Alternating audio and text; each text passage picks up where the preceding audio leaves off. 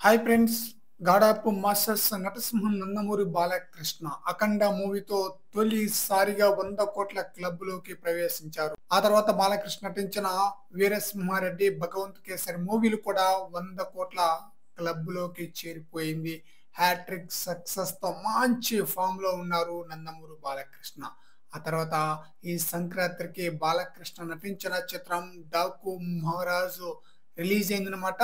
ఈ cinema black buster talk తో దూసుకుపోతుంది. ఈ మూవీ వచ్చేసి తొలి రోజు తెలుగులో 25.75 కోట్ల షేర్ కలెక్షన్ రాబడితే వరల్డ్ వైడ్ గా 32.85 కోట్ల షేర్ కలెక్షన్ రాబట్టి 56 కోట్ల గ్రాస్ కలెక్షన్ రాబట్టింది ఫస్ట్ డే. ఇక నాలుగో రోజుకి డాకు మహారాజ్ మూవీ 105 కోట్ల గ్రాస్ మార్క్ అందుకున్నట్లుగా అఫీషియల్ గా మూవీ యూనిట్ వాళ్ళే ఒక పోస్టర్ అయితే రిలీజ్ చేశారనమాట.